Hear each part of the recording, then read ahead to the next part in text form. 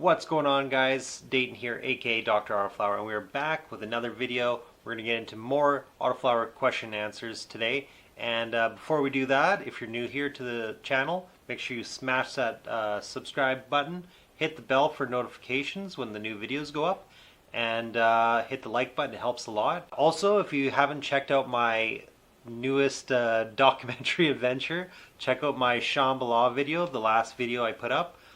If you guys can go over there and smash the like button on that, I would be really appreciative, because it's kind of a long documentary vlog, so YouTube compresses its bitrate. The more people that like and comment and view the video, the more likely it'll get the higher bitrate option, which will make it look better and all that kind of stuff. So definitely appreciate it if you could go do that. Also, huge thank you to everyone who checked out and watched my latest grow video, my outdoor grow. That's going a little viral, so I really appreciate that. All the people that smashed the like button on that, it all really helps and helps get this channel back going. So if you guys could smash the like button on this one too, I would be super appreciative. If we get like 500 on here, it would really help. But yeah, let's get to the questions and talk about some autoflowers. So Will asks, what would be the best autoflower strain for growing outside that gets big and doesn't mind a bit of rain?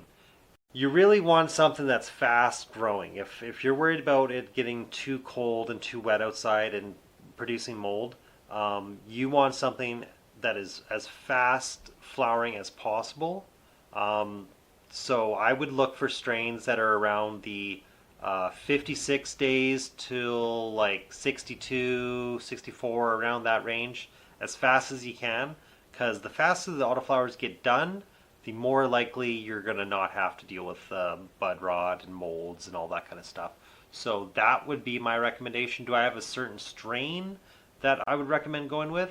Usually breeders will say if the plant itself is easy to grow, if it's more for beginners or intermediates or more expert style growers.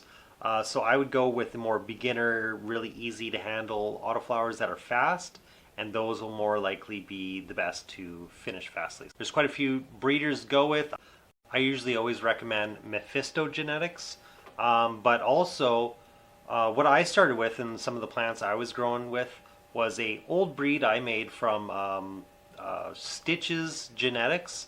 Stitch was an old autoflower breeder back in the day. I'm not sure if he's still doing it now, but he was growing under Flash Seeds, I believe. And he had quite a few really good strains for going outdoors. I saw him growing quite a few outdoors, having great results. So that's another one you can go with. Yeah, there's a few out there. Do your research. I think another good one would be Night Owl Genetics. So definitely check those ones out and give them a try. And also go onto forums and stuff. Do your research. Go onto forums. Look up those strains. Look up people who have grown them outdoors themselves.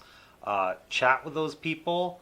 That's always a really good thing to do. And that's a really good thing to do with new genetics. Find the genetics you want to grow. Find some people who are already grown those genetics or have grown them in the past in the situation you want to do, and just chat with them. Ask them some questions. Ask them if they had any difficulties with this, or I always say it's really good to do your research on the stuff you're growing.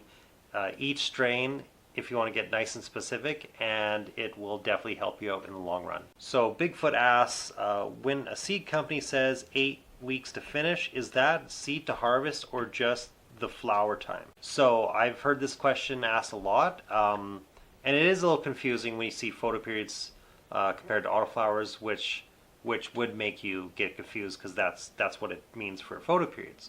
So for autoflowers, when they say it's going to be done in 8 weeks, that means from the time you plant that seed and you get your first the first sprout coming up till the time you harvest, or you can harvest. You can let them go a little bit further. That is the times. So for autoflower breeders, they will tell you from sprouting day till harvest day. That is what they're telling you when the finish times are. Brian asks, would I be interested in sharing the advanced nutrient schedule that I've had success with? Yes, I will actually put that in the comment section, maybe also the video description. I've done a video on this, and it is more for growing indoors. So it's pretty easy to follow. I may do a new video here in the future once I get my new garden going but it is pretty foolproof. Pretty much everyone I've heard who used this had great results. It's very easy to follow. You are always feeding nutrients every single watering, but because you're feeding at a much lower amount than what is normally recommended, you can do this and it gives you really nice results the whole way through, and it also allows you enough time to flush all the nutrients out, and you have a great product at the end. So Emery from Turkey asks, how can I get seeds from these beautiful flowers? Do you have any suggestions for reliable sources? I would always just do your research on which breeder you would like to order from, and you can always email them too, and they'll tell you if they can send it to your country or not. There's probably some that won't, but I bet if you search around, ask enough breeders, they'll probably help you out.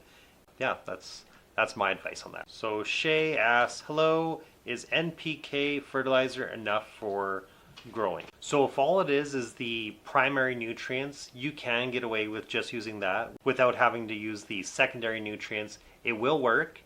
Maybe it won't be as good, but you will definitely get a finished product. And is it recommended? Sure, if you don't have access to anything else, it is probably better to go with the stuff with the secondary nutrients too, the proper stuff that a grow would need. But you can definitely get through a whole grow just with that. And I have done it before, back in the early days. I think like my second grow, I just got some base nutrients, just used that, came out really nice. So yeah, definitely give it a try. And if you want to improve and get some new stuff, you can always do that. So Kwa asks, where are you? Is the police okay with growing weed?